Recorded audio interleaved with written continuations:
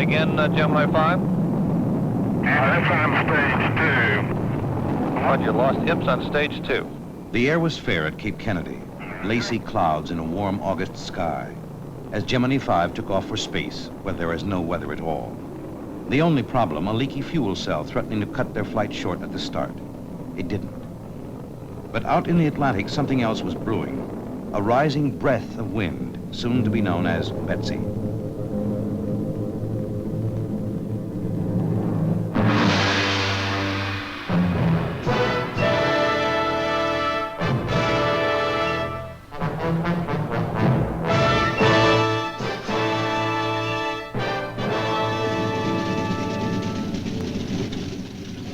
Dawn, August 27th. At Florida and island bases, Navy, Weather Bureau, and Air Force planes are warming up to their daily task. 180 miles overhead, Gemini 5 is whirling around the world in its 6th day of orbit. The astronauts are still alone in space, but not quite alone. From the first day on, they've been sharing the sky with Tyros weather satellites, circling endlessly, clicking their pictures back to Earth.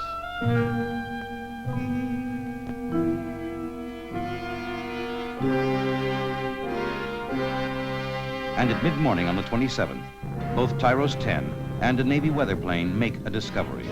Tropical depression at 13 degrees north latitude, 54. The astronauts see it next. Okay. Same day.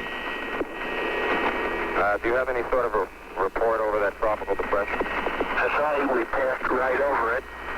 It is a rather large storm with heavy cumulus activity. We could see air-to-ground lightning even in the daytime. It does have an eye. That's the name of that's Betsy, in case you haven't been told about it. A hurricane's born and christened Betsy. And in two places, the news spells trouble.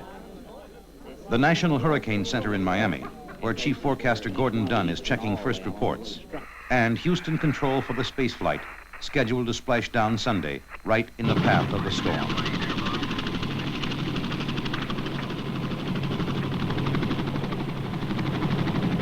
First victim of Betsy, Gemini 5.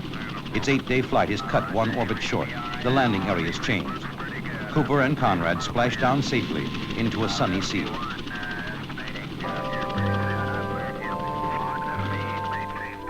For a week, Betsy wanders north toward the Bahamas. In Nassau, American tourists are pouring off the Yarmouth Castle on a final fling, sightseeing, souvenirs, shopping. And in the native churches, only a few bother to give thanks that another hurricane's passed them by, as Betsy swings by safely to the east, heading north toward Cape Hatteras. Florida relaxes too, the start of Labor Day weekend, a time for sea and sun.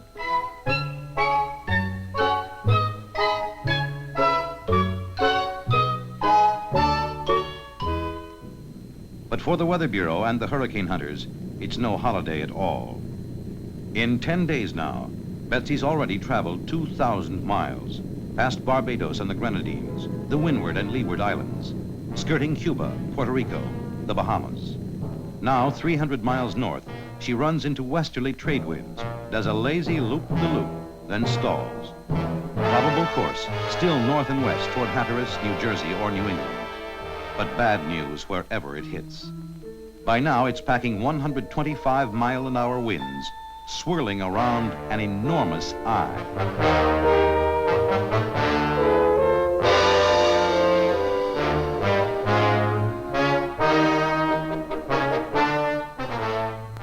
Suddenly, on Sunday night, Betsy runs head-on into a high-pressure ridge, turns into a Yankee hurricane, traveling south and coming fast back toward the Bahamas. Monday night, the wall cloud rips over the out islands and into Nassau, grinding and tearing at the town for nearly 15 hours. Then it turns toward the mainland. Hurricane flags are flying now from Key West to Cape Kennedy. Popcorn 3 effective, beginning 0700 hours this morning. Popcorn 3 effective, beginning In Miami, 0700 hours this the county's Civil Defense Emergency Operating Center, designed to direct government services in either natural disaster or enemy attack. All forces have been on emergency alert since early Labor Day morning. Small craft warning. Winds may reach hurricane force and squalls by early Tuesday evening. All vessels in the area of hurricane display should seek safe harbor. For the first time in local history, Weather Bureau warns that Key Biscayne and Miami Beach will be underwater. Residents are advised to get out now. All groceries, hardware stores, and lumber yards now closed for the holiday are urgently requested to reopen so the public can lay in food and emergency supplies. If you're boarding up, be sure to use strong lumber and nail securely. Check trees and shrubbery. Remove coconuts from nearby palm trees.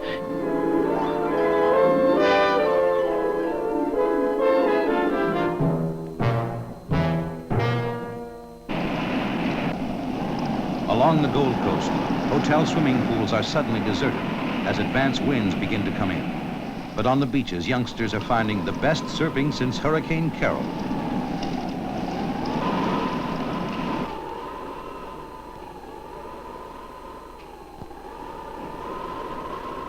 Fair winds for the skateboard sailors, too.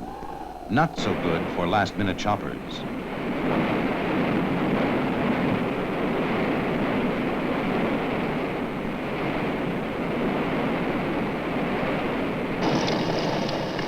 By nightfall, winds have turned to driving rains.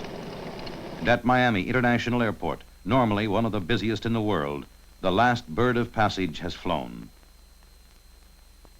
Workers are still tying down traffic lights, making other last-minute preparations. All storm shelters, repeat, all storm shelters are now open. If you feel that your home is insecure, then go to your nearest Red Cross emergency shelter. Gale force winds are striking now from Palm Beach to the tip of the Keys. In the 6 counties of southern Florida, more than 18,000 people are crowded into the Red Cross shelters, just waiting for it to happen.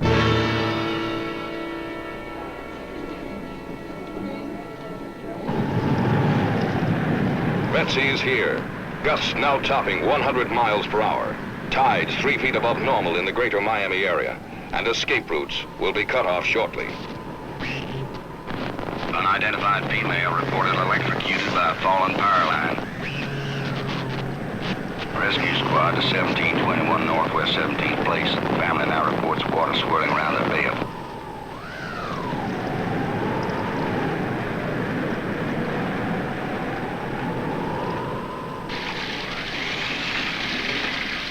In the luxury hotels along Miami Beach, water's already pouring over the welcome mats.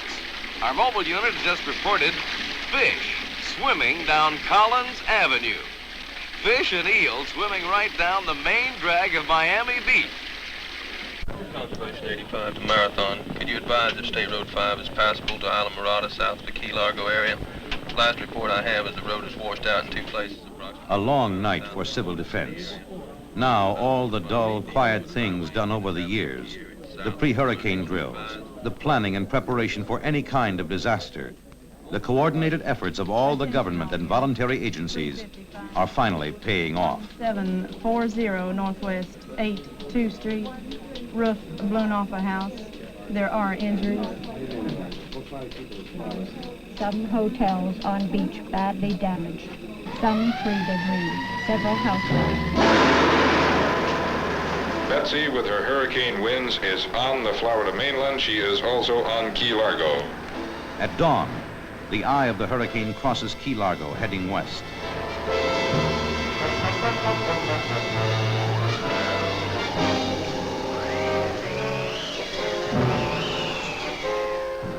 Hurricane winds will continue for hours, and so will calls for help. Flooding in the Arvada Parkway area, you need some amphibious ducks. Right? Are there any injuries involved? Only evacuation. Engine 8 to Southwest 5th Avenue and 3rd. 4 families marooned.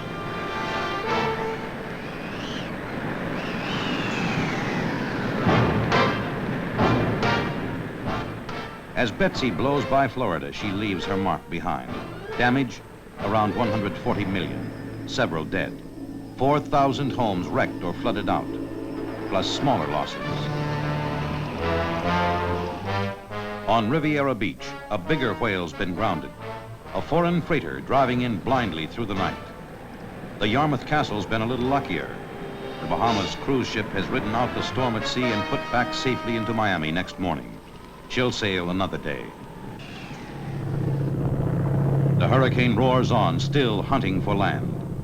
And 900 miles of coastline ahead to choose from. All the way to Texas, where the astronauts are safely home, but beginning to wonder if they're being followed. But early Wednesday morning, Hurricane Betsy is taking a more northwesterly turn and is now heading directly for the Louisiana coast. The Weather Bureau... New Orleans Weather Bureau picks it up now, and warnings go out from civil defense in the state capitol at Baton Rouge. Lying coastal areas should be evacuated early today, before escape routes are cut off by rising waters. Offshore oil rigs are abandoned. Ships head into port. Cars come streaming up from the Delta. 250,000 refugees, many of them heading for New Orleans. For New Orleans itself, there's literally no place to go. It's surrounded by river, lake, and swampland. So the town boards up and battens down in the shelter of its levees. Already its Civil Defense Emergency Operating Center is manned by nearly 200 people, representing all the city's emergency services. Near dusk, Mayor Victor Skiro comes down the stairs to hear disturbing news. All stations, be advised that extremely dangerous Betsy is headed toward New Orleans. Serious flooding may occur just south Lake Pontchartrain and Jefferson and Orleans parishes, as strong northerly winds force water over the seawall. Chief, we were expecting 12 feet of water in this area, over the lakefront. Charlie Erdman, the city civil defense director. The force is distributed downward. When we get in shallow water and the waves... What of our preparations in this area? Now, I would suggest this, that we evacuate these people from this parish line to the Wrigley's, and from the lakefront to Florida Avenue. Lake Pontchartrain, the huge, shallow, treacherous lake lying just north of New Orleans. If the eye passes east of the city, the hurricane's counterclockwise winds would scoop the lake clear over the levee. The mayor's warning goes out. Now we are providing buses. If you look out on the West End Boulevard, Pontchartrain Boulevard, you'll find public service buses. In one place particularly, the news strikes home. The Berrios home on Wingate Drive, just a few blocks south of the lakefront. For nearly 6 years now, Gene Berrios has been half paralyzed by polio, dividing his days and nights between an iron lung and a rocking bed. Both needed nearly every minute of the day to keep the breath of life in his body. If hurricane winds knock out the power lines, the equipment will stop. Or if water starts pouring over the levee, he'll have no chance of escape. Hello, Mama. Let me talk to Henry a minute. Yeah. Mrs. Berrios calling her brothers for help. Hello, Henry. Listen, this is Mona. I have to have some way of getting Gene to the hospital this afternoon, and I was wondering if you and maybe one of the other boys could help, you know? No, as soon as possible. Yeah, well, that'll be okay as soon as he gets home from work, but I want you to hurry up now because it's important. Other distress calls are beginning to pour into the emergency operating center. Registered nurses. You want any available for duty tonight to report to 2000 Tulane Avenue. You need gasoline at You St. are James providing Major to run the buses? auxiliary generator? All right. We'll try to get you 50 gallons. You mean your wife's having a baby right now? Can't you get her to a hospital? No, hold on. We'll get a doctor on the line. The doctor's Rodney Jung, the city health director, being called on to tell a frightened young father how to deliver his very first baby without training or forceps or fainting. Too late, under rising winds, the phone line's already gone dead. Time's growing short. On Wingate Drive, Mona Berrios is getting her husband ready for the trip to the hospital. Out of the bed and into the wheelchair, getting him dressed, and worrying over what's keeping her brothers. When will they get off work and get here? Finally, time to go, out toward the door. And then goodbyes to Cindy, the baby of the family, his sons, and his wife. To escape the flood, they'll all be going to a sister's apartment in another, safer part of town, the Gentilly section in the southeast quarter of New Orleans. Jean is heading for Charity Hospital.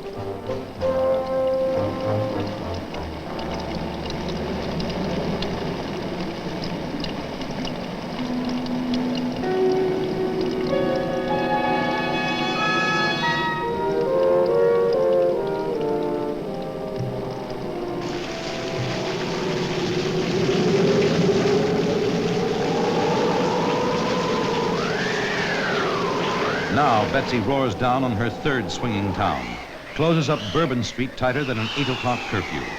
And, unpredictable to the very last, she veers again. The 9:30 Weather Bureau bulletin says the eye may now pass west of the city instead of east. A last-minute reprieve for the lakefront area. Probably bad news somewhere else. Fire alarm to 306. Your equipment is delayed by fallen trees. You will have to handle alone. No one else can reach you. Have you heard anything about that woman in labor? Have you heard anything about that woman in labor? No, sir. No word yet, but bad news elsewhere, as the hurricane comes sweeping up the delta. All right, just tell us what the situation is right now. We're in complete darkness here now. The eye of this thing, or the greater part of it, must be right here, right now, because there's no surging in the air. There's one continuous blow. And I'm telling you, she's a blowing and she's a shaking. At 11:46, all power fails at the New Orleans Weather Bureau, and the wind gauge blows off the roof. Falling trees are knocking out telephone lines all over town, but not till Dr. Jung finally gets the word he's been waiting for. Oh, Dr. Jung, that woman you were worried about had her baby, and both are doing well. Fine.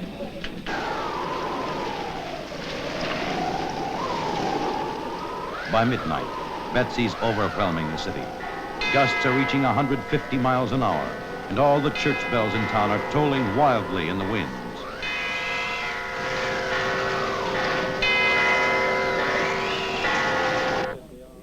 Baton Rouge is next in line. The 20 miles per hour. Winds in the Baton Rouge area are increasing in velocity to hurricane force with winds of near 100 miles per hour by 1:30 a.m. In the State Emergency Operating Center, Governor John McKithen and his staff, Disaster Coordinator Leon Gary, and Civil Defense Director Marshall Capel are working with Red Cross, Public Health, and Salvation Army, the welfare groups, and National Guard. Emergency calls are pouring in from all over the state, including one from National Guard headquarters at New Orleans. Jackson Barracks to Baton Rouge. Baton Rouge. Flooding now at Jackson Barracks. You're kidding. No one's kidding. Betsy's bringing in danger from a totally unexpected quarter. Her winds are pushing a 16-foot wall of water out of Lake Bourne in the Gulf, the greatest tidal surge in Louisiana history. Sweeping over the Delta, Plaquemines Parish, St. Bernard, topping the highest levees, roaring across the Industrial Canal into the southeast section of New Orleans. No one knows the full size of the disaster yet. In Betsy's wake, there's only darkness, confusion, and death.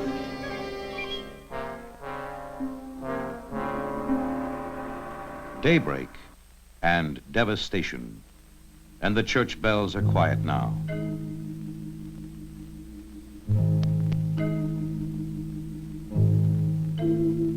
Hurricane winds have done their worst. The tidal surge has topped them. Fatality list is as follows. 25-year-old Mrs.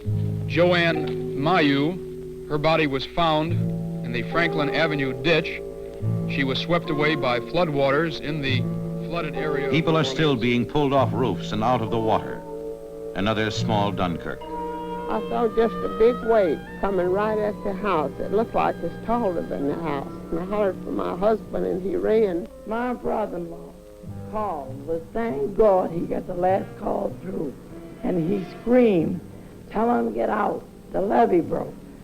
Well, we swam down the apartment. It was flooded to the second floor, and they lifted us into the boat. The water was coming that high. Another 25,000 refugees to swamp already overcrowded shelters. Jack, well, St. Bernard held its own, by golly. Well, you seem pretty happy for the I got my 4 precious possessions out, my children. You ever seen anything like this Never before? have seen anything like this before, no, sir. Never have, and I hope I never see it again. My children are staying down at my sister-in-law's because I don't want to bring them in here. It's that bad. Oh, By mid-afternoon, the presidential plane is on its way from Washington, swinging out over the Gulf, then up the Delta, flying low, following Betsy's trail of destruction. Grand Isle, where the hurricane first made landfall, nothing left. Up the Mississippi, houses swept 5 miles from their front door steps.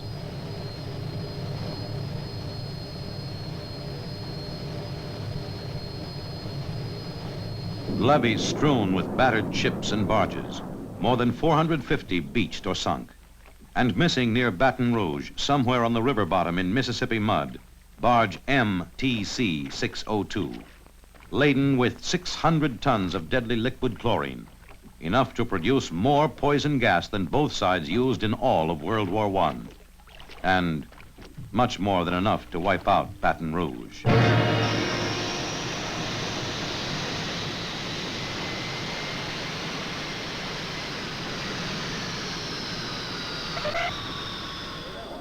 At 5 o'clock, Air Force One lands at New Orleans, bringing the president, his aides, and leaders of the Louisiana congressional delegation to survey the damage, see what needs to be done.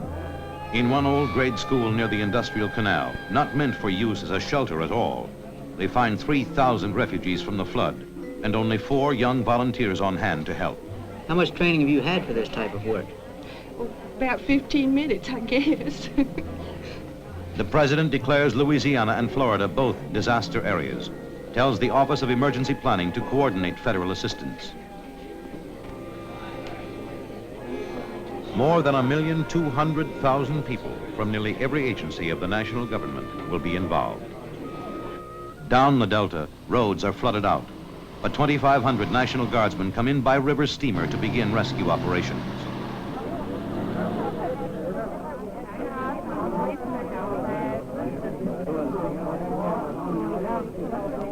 Coast Guard helicopters are flying more than 2,000 missions. The military choppers are matching them. Red Cross is flying in staff from all over the country. And with them, to help in this overwhelming task, come hundreds of health and welfare workers on loan from other states and cities, the other voluntary agencies. Captain Ward of the Salvation Army has placed an urgent request for clothing of any kind, especially children's clothing, blankets, diapers, food, and money, to purchase clothing. A refugee city is being created at the Algiers Navy facility. More than 12,000 people will be bedded down, fed, and cared for at the Algiers Naval Station by nightfall. The Army is providing field kitchens, bedding, and latrines, and the Red Cross is providing the transportation for these evacuees. Officials of Plaquemine Parish have requested that all persons entering Plaquemine Parish by boat must stop at Belle Chase School for typhoid shots. The typhoid shots are necessary due to a large amount of dead animals in the area. Charity Hospital is in dire need of blood. Blood donors can give blood at Charity Hospital anytime from 8 a.m. to 4 p.m. The clinics will be closed, and there will be no visiting hours at Charity Hospital. No visitors, and no word at all to tell Jean Barrios if his family's even alive. But in the Gentilly section, the phone lines are down. The water's still up, lapping at the door sills. For 3 straight days, the whole Barrios clan has been marooned in a small first-floor apartment, short on food and short on room. 8 adults and 14 little monsters with nothing else to do with their time. Children! But relief's in sight. Well, Hurricane Betsy's finally blown itself out. She's down to rainstorm intensity now and is heading northeast through Tennessee toward New York. And I hope it still has enough rain in it when it gets to New York to help them alleviate their water shortage.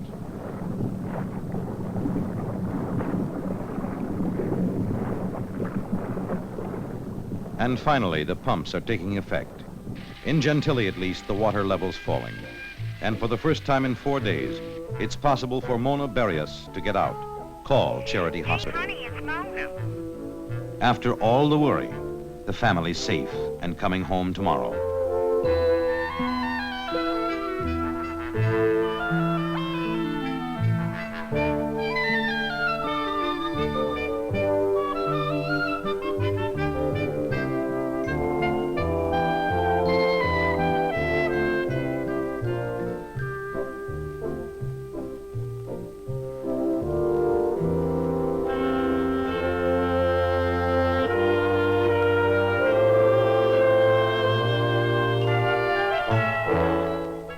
So life begins again. People starting all over. Just how bad is it with you? Well, I'll tell you, we're down, but we're not out. You're not out. That's right. What happened to you personally? What about your family? I mean, everybody They're got all out? safe. Uh-huh. And we'll rebuild. You will rebuild? Oh, yeah. We don't, You don't think this will knock you out by it? no, indeed. We're going to build the levees higher and have a prettier community. How do you feel about it? I always did want to redecorate. Did you? Yeah. A man who dealt with a dozen major disasters said it. There isn't a city in the world that could handle anything as big as this alone.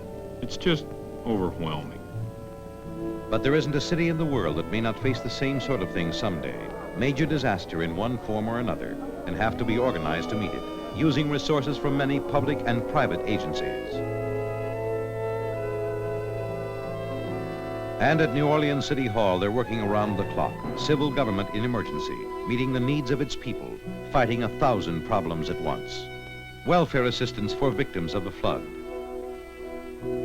Locating medical supplies, arranging to fly in a civil defense emergency hospital unit, answering emergency calls for food, water, sanitation equipment, for trucks and ducks to handle relief operations, the endless job of cleanup, fumigation, inspection. At the Civil Defense Office, the coordinating point for this kind of planning, the lights burn late, an endless string of coffee cups, and still no sleep in sight.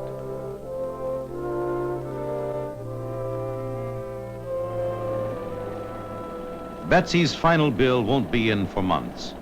The chlorine barge near Baton Rouge will take $1 million to raise. Corps of Engineers supervising the salvage job. Army, Red Cross, and Civil Defense evacuating the sick and aged in case anything goes wrong and gas starts sweeping the city. The others can take care of themselves, and they do. On November 10th, 2 months to the day since the hurricane hit, they bail out of town in a hurry.